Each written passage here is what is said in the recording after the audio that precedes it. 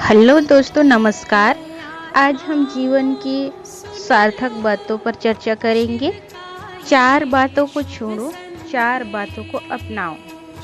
जीवन को सफल, सार्थक तथा सुखमय बनाना हो तो जो बात मैं बता रही हूँ उन्हें अपने जीवन से दूर रखें। तो सर्वप्रथम हम बात करेंगे, अपनी तुलना दूसरों के साथ ना करें।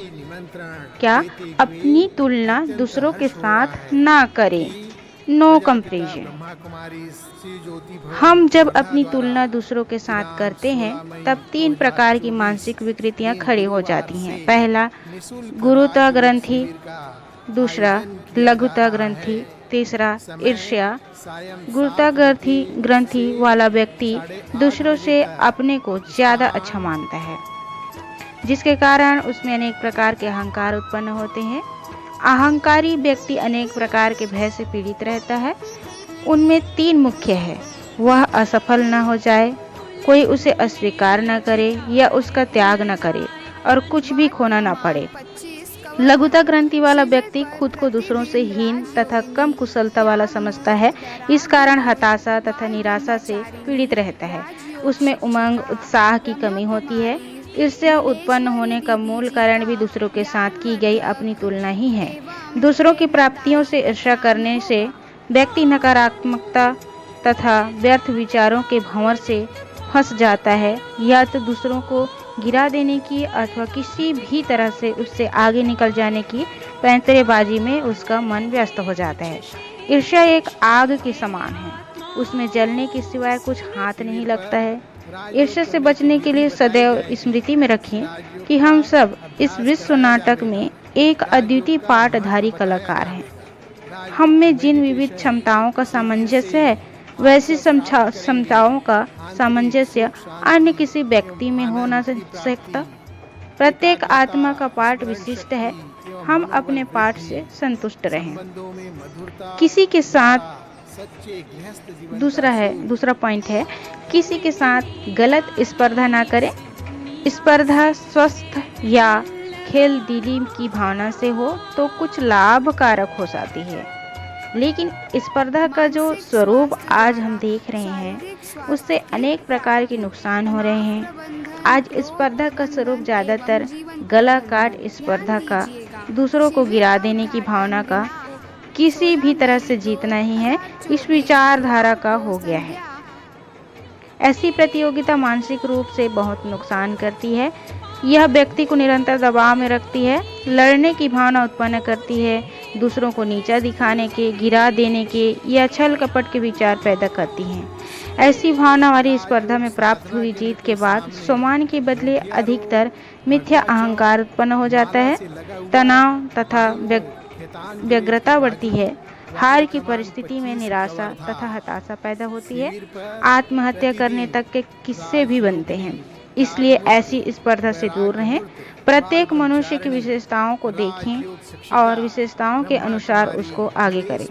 हो सकता है हमारा कौशल्य या अनुभव ज़्यादा हो तो पीछे रहकर उसे मदद करें, लेकिन सबको पीछे रखकर किसी भी तरीके से आगे रहने की तथा हमेशा प्रसिद्ध रहने की वृत्ति को समाप्त करें। सबसे ज़्यादा बिकने वाली पुस्तकों में से एक 7 habits of highly effective people के लेखक स्टीफन कोवी के शब्दों में, हार जीत यानी कि विन लूज के बदले जीत जीत विन विन की विचारधारा को अपनाएं तो जीवन में सुखी रहेंगे। तीसरा पॉइंट है, किसी की भी आलोचना करने से दूर रहें। नो क्रिटिसिज्म, अर्थात दुष्ट भाव, द्वेष भाव तथा ईर्ष्या भाव से की गई आलोचना दूसरों को नीचे गिराने की, उनके उत्साह को खत्म कर देने की भावना से की गई आलोचना नकारात्मक है। इस प्रकार की आलोचना आलोचक तथा आलोचना का पात्र बनने वाले दोनों के लिए नुकसानकारक है। निष्काम, निस्वार्थ तथा प्रेम भाव से की गई आलोचना तथा दूसरों के फायदे के लिए, दूसरों के उमंग को बढ़ाने के लिए की गई आलोचना सकारात्मक तथा रचनात्मक हो सकती है, लेकिन इस प्रकार की आलोचना करने के लिए गहरी समझ तथा अनुभव की जरूरत है। हमारी आलोचना का ज़्यादातर स्वरूप नकारात्मक ही होता है, इसलिए आलोचना करने से दूर रहना ही उचित है। आलोचना करने की आदत के लिए अधिकतर नकारात्मक दृष्टिकोण, संस्कार, स्वभाव, आदत जवाबदार है। अहंकार भी व्यक्ति को आलोचक बनाता है। ऐसे व्यक्ति दूसरों की निरंतर आलोचना करके मैं ही सच्चा हूँ यह सिद्ध करने का प्रयत्न करता है। आलोचना रिश्तों में कड़वाहट पैदा करती है। सबसे ज्यादा बिकने वाली पुस्तकों में से एक पुस्तक how to win friends and influence people में लेखक डेन कार्नेगी जोर देकर कहते हैं कि मानवीय संबंधों की स्वस्थता तथा सामंजस्यता के लिए आलोचना से दूर रहें। आज कोई भी व्यक्ति संपूर्ण नहीं है। मनुष्य मात्र को भूल के पात्र समझकर माफ कर दे और भूल जाएं। आलोचना करने वाले शब्दों के बदले सराहना करने वाले शब्द ढूंढ निकालें और सराहना करें। चौथे पॉइंट है जिससे दूर रहना है, कोई शिकायत नहीं, नो कंप्लेंट। वर्तमान समय प्रत्येक व्यक्ति किसी न किसी व्यक्ति या किसी बात के बारे में मन में शिकायतें लेकर ही घूमता रहता है। शिकायत करना यह मानव मन की एक सामान्य आदत बन गई है। ऐसा व्यक्ति अनेक व्यर्थ संकल्पों से घिरा रहता है और उसका मन अशांत रहता है। शिकायत का भाव उत्पन्न होने के कारण अनेक कारण हैं, जैसे कि व्यक्ति अथवा परिस्थिति से असंतोष, अपनी इच्छाओं की पूर्ति न होने के लिए दूसरों को जिम्मेदार मानने की वृत्ति, दूसरों से की गई अपेक्षाओं का पूरा न होना, किसी व्यक्ति, परिस्थिति या घटना द्वारा हुआ कोई नुकसान, लोभ, मोह, अहंकार, इस जैसे विकारों का प्रभाव। शिकायत लेकर घूमते व्यक्ति की भाषा भी कुछ इस प्रकार की होती है, जैसे जाने दो ना, किसी को कोई सेंस ही नहीं है, जाने दो ना, वह तो है ही विचित्र, मेरी सुनता ही कौन है, उसने मुझे हैरान परेशान कर डाला, भगवान आ जाए तो भी ये सब सुधरने वाले नहीं हैं, इत्यादि।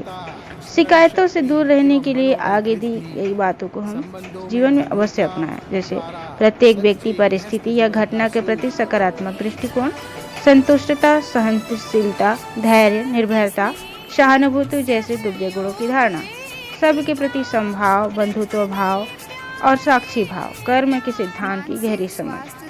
जीवन को सफल, सार्थक तथा सुखमय बनाना हो तो और भी कुछ बातें हैं, 4 बातें जिसको अपनाएं।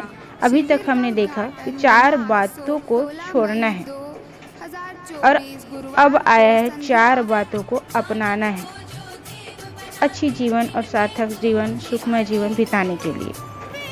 तो सहयोग की भावना से कार्य करें। जो बातें अपनाना है वो सहयोग की भावनाओं से कार्य करें। अपना प्रत्येक कार्य सहयोग तथा संगठन की भावना से करें।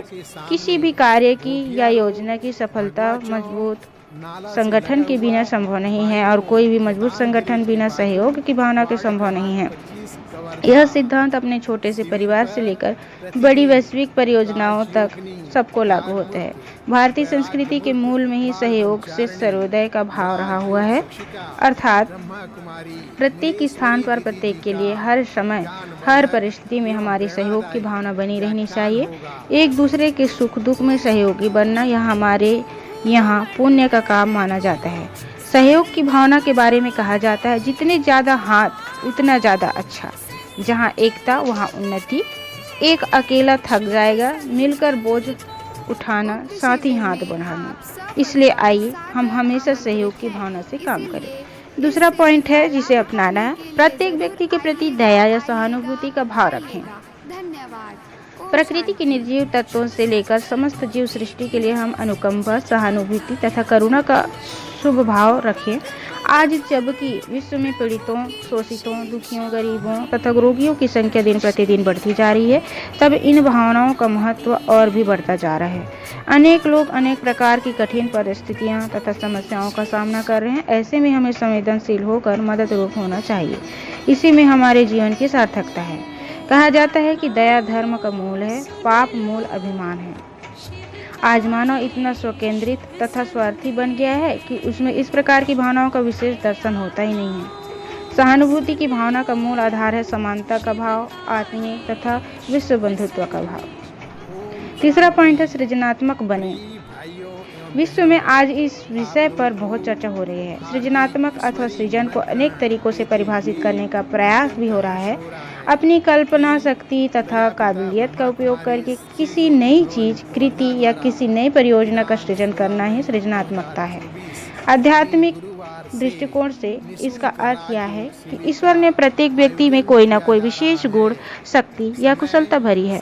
अगर इन विशेषताओं को सृजनात्मकता की तरफ मोड़ दिया जाए तो वह व्यक्ति आनंद का अनुभव तो करेगा ही, लेकिन उसके साथ साथ निरंतर कोई नव सृजन भी करता रहेगा। हमेशा रचनात्मक रहने से नए नए विचारों पर अमल करने तथा समस्याओं का समाधान नए तरीके से करने के लिए मौका मिलता ही है। सृजनात्मक व्यक्ति विपरीत परिस्थितियों में भी अपना उमंग उत्साह कम होने नहीं देता है। आइए सब हम हमेशा सृजनात्मक रहें। चौथा पॉइंट जो अपनाना है, ईश्वर को सदा अपनी साथी बनाएं। भले ही यह बात चौथी तथा अंतिम है, परंतु बहुत महत्वपूर्ण है। इस विश्व नाटक के एक एक्टर के रूप में हम लोग अनेक व्यक्तियों के साथ अनेक संबंधों से जुड़कर अपना पार्ट बजा रहे हैं और इन संबंधों के मीठे तथा कड़वे अर्थात सभी प्रकार के अनुभव हम सब करते हैं। लेकिन इस विश्व में जन्मों जन्म के लिए अपना सच्चा साथी ईश्वर के अलावा और कोई हो नहीं सकता। ईश्वर के साथ का हमारा संबंध एक शाश्वत आत्मिक संबंध है। वह हम आत्माओं का पारलौकिक पिता है। ईश्वर की विशेषता यह है कि उसके साथ हम कोई भी संबंध जोड़कर उसका आनंद ले सकते हैं। भक्ति मार्ग में भी हम तुम ही हो माता पिता, तुम ही हो बंधु सखा, तुम ही हो गाते आए हैं, परंतु वर्तमान संगम युग के समय स्वयं परमात्मा ज्योति बिंदु स्वरूप शिव ब्रह्मा के माध्यम द्वारा विश्व की सभी आत्माओं का आह्वान कर रहे हैं।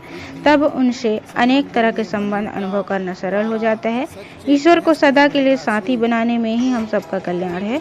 इसलिए कहते हैं, जिसका साथी है भगवान उसको क्या रोके आंधी और तूफान। इस कहावत को अपने जीवन में सार्थक करें। नमस्कार दोस्तों, 4 बातों को छोड़ो और 4 बातों को अपनाओ। जिस पर 8 पॉइंट पर हमने ध्यान दिया, तो जीवन जीने का जो सफल और सार्थक सुखमय तरीका है वो ये 4 बातें छोड़ना है और 4 बातें धारण करना है। नमस्कार दोस्तों, हमारा वीडियो यदि पसंद आए तो लाइक ज़रूर करिएगा वीडियो और कमेंट भी करिएगा और चैनल सब्सक्राइब करिएगा, ताकि आगे और भी आपके लिए अच्छी वीडियो पेश कर सके। नमस्कार। राजयोग साधना केंद्र के सामने, घोटिया रोड, भगवा चौक,